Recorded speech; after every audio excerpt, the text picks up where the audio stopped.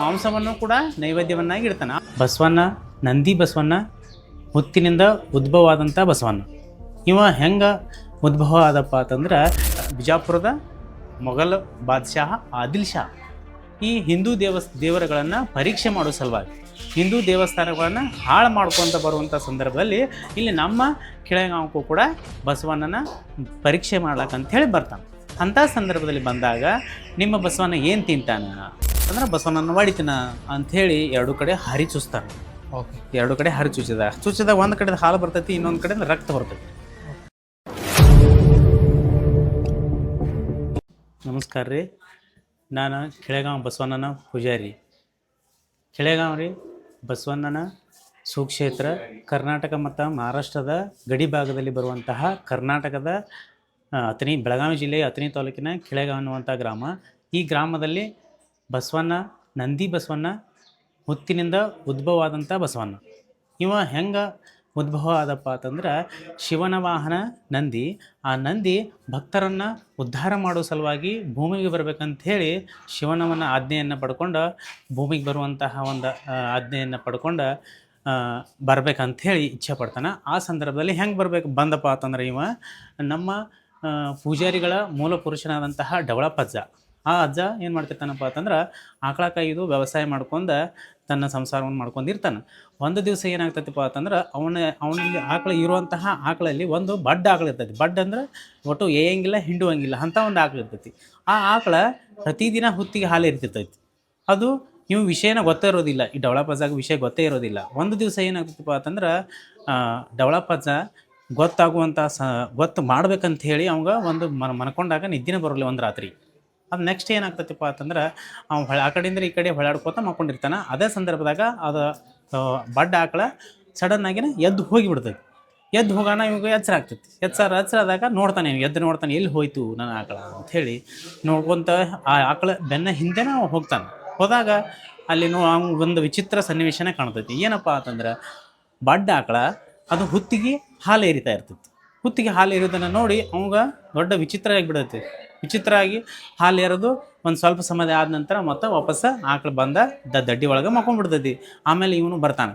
ಬಂದ ನಂತರ ಮಕ್ಕೊಂಡು ನಿದ್ದಿನ ಹತ್ತೋದಿಲ್ಲ, ವಿಚಾರ ಮಾಡ್ಕೊತ ಇರ್ತಾನೆ. ಇವು ಏನಾಯಿತು ನನ್ನ ಆಕಳು ಹಿಂಗೆ ಹಾಕಿದ ಅಲ್ಲಿ ಹಾಲು ಏರೈತೈತಿ, ಅಲ್ಲಿ ಹೋಗಿ ಇಲ್ಲಿ ಏನದ ಭೂತೈತು ದೆವ್ವ ಆಯಿತು, ಏನು ಹಿಂಗಾದ್ರೆ ಹೆಂಗೆ ನಾ ಇಲ್ಲಿ ಜಾಗನ ಬಿಡ್ಬೇಕಂತ ಹೇಳಿ ವಿಚಾರ ಮಾಡ್ತಾನೆ. ಅಂಥ ಸಂದರ್ಭದಾಗ ಮತ್ತೆ ಇನ್ನು ಒಂದು ಸ್ವಲ್ಪ ನಿದ್ದೆ ಹತ್ತಿದ ನಂತರ ನಂದಿ ಬಸವನ ಕನಿಷ್ಠನಾಗ ಬರ್ತಾನೆ. ಕನಿಷ್ಠನಾಗ ಬಂದು ಏನು ಮಾಡ್ತಾನಪ್ಪ ಅಂತಂದ್ರೆ ನಾನು ಶಿವನ ವಾಹನ ನಂದಿನ ಅದನ್ನು ಭಕ್ತರನ್ನು ಉದ್ಧಾರ ಮಾಡೋ ಸಲುವಾಗಿ ಭೂಮಿಗೆ ಬರೋವಂಗ ನಾನು, ಅದಕ್ಕಾಗಿ ನಾ ಎಲ್ಲಿ ಭೂತಿಲ್ಲ ದೆವ್ವಿಲ್ಲ, ಅದಕ್ಕಾಗಿ ನನ್ನನ್ನು ಬೆಳಗ್ಗೆ ಎದ್ದ ನಂತರ ನೀನು ನನ್ನ ಹುತ್ತದಿಂದ ಹೊರಗಡೆ ತೆಗಿ ಅಂಥೇಳಿ ಅವಂಗ ಹೇಳ್ತಾನೆ. ಆವಾಗ ಬೆಳಗ್ಗೆ ಎದ್ದ ನಂತರ ಇವೇನು ಮಾಡ್ತಪ್ಪ ತನ್ನ ಮೂಲ ಪುರುಷ ಡವಳಪ್ಪಜ್ಜ ಊರಾಗಿನ ಜನರನ್ನ ಕರ್ಕೊಂಡು ಹಿರಿಯರನ್ನ ಕರ್ಕೊಂಡು ಆ ಹುತ್ತ ಇರುವಂಥ ಜಾಗಕ್ಕೆ ಹೋಗ್ತಾನೆ. ಹೋಗಿ ಅಲ್ಲಿ ಹುತ್ತಕ್ಕೆ ಪೂಜೆ ಎಲ್ಲ ಮಾಡಿ ಹುತ್ತವನ್ನು ತೆಗಿತಾರೆ. ತೆಗೆದಾಗ ಅಲ್ಲಿ ಒಂದು ನಮ್ಮ ಬಸವಣ್ಣ ಮೂರ್ತಿ ಇರ್ತದೆ. ಹುತ್ತಿದಿಂದ ಬಸವಣ್ಣ ಉದ್ಭವ ಮೂರ್ತಿ. ಅದು ಮೂರ್ತಿ ಹಿಂಗೆ ಕಾಲದಿಂದ ಕಾಲ ಕ್ರಮೇಣ ಪೂಜೆ ಮಾಡೋದು, ಪೂಜೆ ಮಾಡ್ಕೊತ ಇರ್ತಾನೆ ಅವ್ನು ಡವಳಪ್ಪಜ್ಜ. ಒಂದು ಸಲ ಏನಾಗ್ತೈತಪ್ಪ ಅಂತಂದ್ರೆ ಮುಂದೆ ಬಿಜಾಪುರದ ಮೊಘಲ್ ಬಾದ್ಶಾಹ ಆದಿಲ್ ಶಾ ಈ ಹಿಂದೂ ದೇವರುಗಳನ್ನು ಪರೀಕ್ಷೆ ಮಾಡೋ ಸಲುವಾಗಿ ಹಿಂದೂ ದೇವಸ್ಥಾನಗಳನ್ನು ಹಾಳು ಮಾಡ್ಕೊತ ಬರುವಂಥ ಸಂದರ್ಭದಲ್ಲಿ ಇಲ್ಲಿ ನಮ್ಮ ಕೆಳಗಾಂವಕ್ಕೂ ಕೂಡ ಬಸವಣ್ಣನ ಪರೀಕ್ಷೆ ಮಾಡ್ಲಕ್ಕಂಥೇಳಿ ಬರ್ತಾನೆ. ಅಂಥ ಸಂದರ್ಭದಲ್ಲಿ ಬಂದಾಗ ನಿಮ್ಮ ಬಸವಣ್ಣ ಏನು ತಿಂತಾನೆ ಅಂತ ಕೇಳ್ತಾನೆ ಇಲ್ಲಿ ಪೂಜಾರಿಗೆ ಬಂದು. ಆವಾಗ ಪೂಜಾರಿ ಹೇಳ್ತಾನೆ ಬೇಳೆ ಬೆಲ್ಲ ಅಂತ ಹೇಳ್ತಾನೆ. ಬೇಳೆ ಬೆಲ್ಲ ತಂದು ಕೊಡ್ತಾನೆ. ಅಲ್ಲೇ ಇಡ್ತಾರೆ ಮುಂದೆ ಬಸವಣ್ಣ ಮುಂದೆ ಇಡ್ತಾರೆ. ಆದರೂ ಅವೇನು ತಿನ್ನೋದಿಲ್ಲ. ಮತ್ತು ಮಾಂಸವನ್ನು ಕೂಡ ನೈವೇದ್ಯವನ್ನಾಗಿ ಇಡ್ತಾನೆ. ಆ ಮಾಂಸ ಏನಾಗ್ತೈತಪ್ಪ ಅಂತಂದ್ರೆ ದಾಸಾಳ ಹೂವಾಗಿ ಮಾರ್ಪಾಡಾಗಿರ್ತದೆ ಒಂದು ರಾತ್ರಿ ಒಳಗೆ. ಹಾಗಾಗಿ ಮತ್ತೆ ಏನು ಮಾಡ್ತಾನಪ್ಪ ಅಂತಂದ್ರೆ ಆದಿಲ್ ಶಾ ನೀನು ಏನೋ ಮಾಡಿದೀಯಪ್ಪ, ಇದು ಅವ ಬಸವಣ್ಣ ಮಾಡಿದೇನಲ್ಲ ಮಾಂಸ ಇದು ದಾಸಾಳ ಹೂ ಹೆಂಗಾಯ್ತು ಅಂತೇಳಿ ನೀನು ಪೂಜಾರಿಗೆ ಬೈತಾನೇನ್ರಿ? ಪೂಜಾರಿಗೆ ಬೈತಾನೆ. ಓಕೆ. ಪೂಜಾರಿಗೆ ಬೈದಾಗ ಇಲ್ಲ ನಂದೇನು ತಪ್ಪಿಲ್ಲ, ನಾ ಏನೇನು ಮಾಡಿಲ್ಲ, ಎಲ್ಲ ಅವಂದ ಪವಾಡ ಎಲ್ಲ ಅವಂದ ಅಂತ ಹೇಳ್ತಾನೆ. ಆದರೂ ಒಪ್ಕೊಳ್ಳೋದಿಲ್ಲ.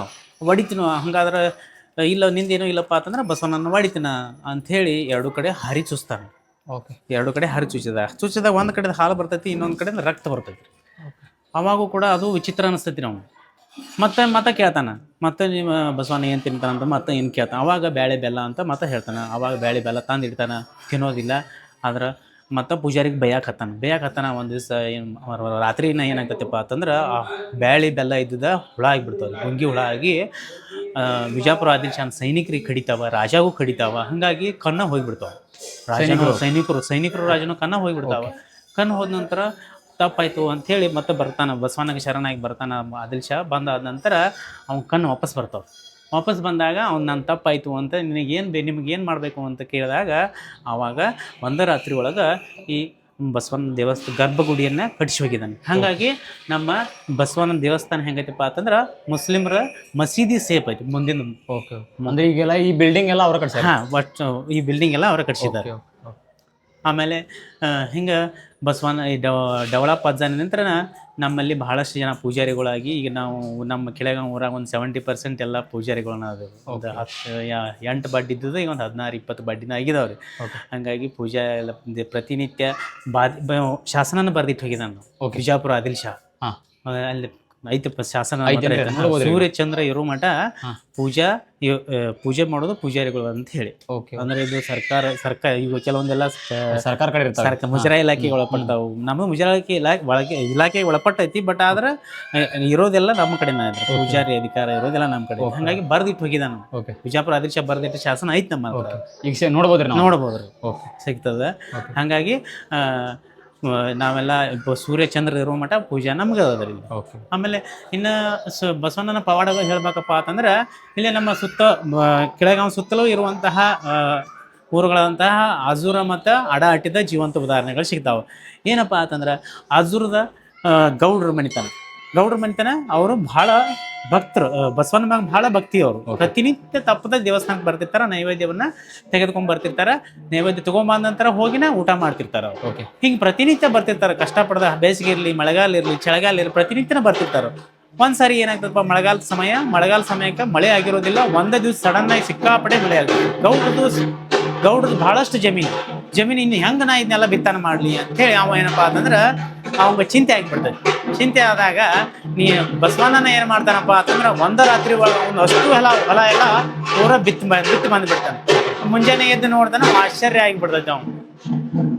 ಇದು ಇನ್ನೊಂದು ಉದಾಹರಣೆ ಏನಪ್ಪಾ ಅಂತಂದ್ರ ಹೌದೇ ಗೌಡ್ರದ ಪ್ರತಿನಿತ್ಯ ನೈವೇದ್ಯ ತಗೊಂಡ್ಬರ್ತಿರ್ತಾರ. ಆ ನೈವೇದ್ಯ ಬರ್ಲಾರ್ದಕ್ಕೆ ಲೇಟ್ ಆಗ್ತದೆ, ಬರುವಾಗ ಲೇಟ್ ಆಗ್ತೈತಿ. ಅಂದ್ರೆ ಆಳು ಕೊಟ್ಟ ಕಳಿಸಿರ್ತಾರೆ ಅವ್ರಿಗೆ, ಯಾರಿಗೂ ಅವರು ಗೌಡ್ರಿಗೆ ಮನೆತನದಾಗ ಅವ್ರಿಗೆ ಯಾರಿಗೂ ಸ್ವಲ್ಪ ತೊಂದರೆ ಆಗಿರ್ತೈತಿ. ಅವ್ರು ಆಳ ಮನುಷ್ಯನ ಕೊಟ್ಟು ಕಳಿಸಿರ್ತಾರೆ. ಅವ್ರು ಬರೋ ಮುಂದೆ ಏನಾಗಿರ್ತೈತಿ, ಸ್ವಲ್ಪ ನೈವೇದ್ಯ ತರಲಾಗ ಲೇಟ್ ಆಗಿರ್ತೈತಿ. ಲೇಟ್ ಆದಂಥ ಸಂದರ್ಭದಾಗ ಇನ್ನೂ ಯಾಕೆ ಬರಲಿಲ್ಲಪ್ಪ ಅಂತ ಹೇಳಿ ಬಸವಣ್ಣ ಏನಪ್ಪಾ ಅಂತಂದ್ರೆ ತಿರುಗಿ ಸ್ವಲ್ಪ ಹೊಳ್ಳಿ ನೋಡಿದಾನೆ ಆಜೂರ್ ಕಡೆ. ಹಂಗಾಗಿ ಮುಖ ಸ್ವಲ್ಪ ಕ್ರಾಸ್ ಅದ. ಇರು ಮೂರ್ತಿದ ಮುಖ ಸ್ವಲ್ಪ ಕ್ರಾಸ್ ಅದ. ಆ ಕಾರಣದಿಂದ ಕ್ರಾಸ್ ಆಗಿದ್ರ. ಆ ಮುಖ ನೋಡಿದಾನೆ ಸ್ವಲ್ಪ, ಇನ್ನೂ ಯಾಕೆ ಬರ್ಲಿಲ್ಲ ಅಂತೇಳಿ ನೈವೇದ್ಯ. ಅದು ಒಂದು. ಇನ್ನೊಂದು ಉದಾಹರಣೆ, ಇನ್ನೊಂದು ನೈಜ ಘಟನೆ ಏನಪ್ಪಾ ಅಂತಂದ್ರೆ ಇಲ್ಲಿಯ ಸಮೀಪದಲ್ಲಿರುವಂತಹ ಅಥಣಿ ತಾಲೂಕಿನ ಅಡಹಟ್ಟಿ ಗ್ರಾಮದಲ್ಲಿ ಅಲ್ಲಿ ಒಬ್ಬ ಭಕ್ತೆ ಹೆಣ್ಮಗಳು ಭಕ್ತಳ ಆಕೆ ಏನು ಮಾಡ್ತಿದ್ದಪ್ಪ ಅಂದ್ರೆ ಪ್ರತಿನಿತ್ಯ ದನಗಳನ್ನ ಕಾಯ್ಕೋತ ಅಡಹಟ್ಟಿಯಿಂದ ಇಲ್ಲಿ ಕೆಳಗಾಂವ್ ಮಠ ದನಗಳಿಗೆ ಕಾಯ್ಕೋತ ಬಂದ ಏನು ಕಟ್ಕೊಂಡ್ಬಂದಿರ್ತಾಳ, ತಿನ್ನಕ್ಕೆ ಕಟಕ ರೊಟ್ಟಿ ಏನು ತೊಗೊಂಬಂದಿರ್ತಾಳ, ಅದನ್ನ ನೈವೇದ್ಯ ಮಾಡಿ ಊಟ ಮಾಡಿ ಹೋಗ್ತಿರ್ತಾಳೆ. ದನಗಳ ಕರ್ಕೊಂಡು ಪ್ರತಿನಿತ್ಯ ಮನೆಗೆ ಹೋಗ್ತಿರ್ತಾಳೆ ಆಕೆ. ಅಂತ ಒಂದು ಸಲ ಆಕಿ ಕಷ್ಟವನ್ನ ನೋಡಿ ಬಸವಣ್ಣನ ಏನು ಮಾಡ್ತಾನಪ್ಪ ಅಂತಂದ್ರೆ, ನೀ ಅಲ್ಲಿಂದ ಕಷ್ಟಪಟ್ಟು ಇಲ್ಲಿವರೆಗೆ ಬರಬೇಡ, ನಾನ ನಿನಗೆ ಸಮೀಪ ಆಗ್ತಾನೋ ಅಂತ ಹೇಳಿ ಅವ್ನು ಹೇಳ್ತಾನೆ. ಆಕೆ ಹೇಳ್ತಾನೆ ಏನಪ್ಪ, ಹೆಂಗೆ ಹೇಳ್ತಾನಪ್ಪ ಅಂತಂದ್ರೆ, ನೀನು 8 ದಿವಸ ಪ್ರತಿನಿತ್ಯ ಆಕಳ ಸಗಣಿಯನ್ನ ಒಂದು ಕಡೆ ಗುಡ್ಡೆ ಹಾಕು, ಆ ಗುಡ್ಡೆ ಹಾಕು, 8 ದಿವಸ ಆದ ನಂತರ ಆ ಗುಡ್ಡಿಯನ್ನು ತೆಗಿ, ಅಲ್ಲೇ ಇರ್ತೀನಿ ನಾನು ಅಂತ ಹೇಳ್ತಾನೆ. ಆಮೇಲೆ ಈಗ ಆಕೆ ಹೆಣ್ಮಗಳು ಏನು ಮಾಡ್ತಾಳೆ, 2 ದಿವಸ ಹಾಕ್ತಾಳೆ. ಮುಂದೆ ಕ್ಯೂರಿಯಾಸಿಟಿ ತಡ್ಕೊಳಕ್ ಆಗೋದಿಲ್ಲ, ಇದು ಸತ್ಯನೋ ಅಥವಾ ಅದು ಸುಳ್ಳು ಅಂತೇಳಿ ತಿಳ್ಕೊಬೇಕಂತೇಳಿ ಏನು ಮಾಡ್ತಾಳಪ್ಪ ಅಂದ್ರೆ 2 ದಿವಸ ಆದ ನಂತರ ಏನು ಮಾಡ್ತಾಳೆ, ಸಗಣಿ ಕೆದರಿ ನೋಡಿದಾಗ ಅಲ್ಲಿ ಬಸವಣ್ಣನ ಮೂರ್ತಿ ಇರ್ತದೆ.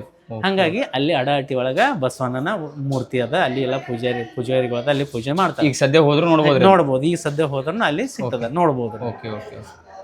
ಹಿಂಗಾಗಿ ಬಹಳಷ್ಟು ಘಟನೆಗಳು, ನೈಜ ಘಟನೆಗಳದಾವ.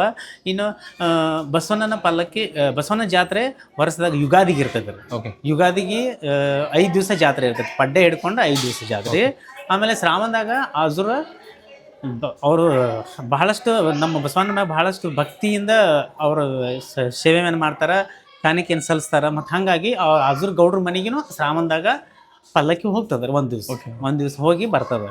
ಆಮೇಲೆ ಇನ್ನು ಹಾಗಾಗಿ ಬಹಳಷ್ಟು ಯಾರು ಭಕ್ತರು ಯಾರೆಲ್ಲ ಜಾತಿಯ ಭಕ್ತರು ಬರ್ತಾರ, ಒಂದೇ ಜಾತಿಯವ್ರು ಅಂತ ಏನೇ ಇಲ್ರಿ. ಹೆಚ್ಚಾಗಿ ಬರೋದು ಲಿಂಗಾಯತ ಜಾತಿ ಭಕ್ತರು ಬರ್ತಾರೆ. ಇನ್ನುಳಿದ ಜಾತಿ ಭಕ್ತರು ಬರ್ತಾರ, ಆದ್ರೆ ಕಡಿಮೆ ಪ್ರಮಾಣದಾಗ. ಆದ್ರೆ ಯಾರು ಭಕ್ತಿಯಿಂದ ನಿಷ್ಠೆಯಿಂದ ಯಾರು ಬೇಡ್ಕೋತಾರ, ಸೇವೆ ಮಾಡ್ತಾರ, ಅವ್ರಿಗೆ ಒಲದದವ್ರು ಅವ್ರಿಗೆ ಬೇಕಾದನ್ನ ಇಷ್ಟಾರ್ಥಗಳನ್ನ ಪೂರೈಸಿದ್ದಾನೆ. ಹಾಗಾಗಿ ಬಹಳಷ್ಟು ಜನ ಮಹಾರಾಷ್ಟ್ರ, ಕರ್ನಾಟಕ, ತಮಿಳುನಾಡು, ಆಂಧ್ರ ಎಲ್ಲ ಕಡೆಯಿಂದ ಬಹಳಷ್ಟು ಭಕ್ತರು ಬರ್ತಿದ್ದಾರೆ.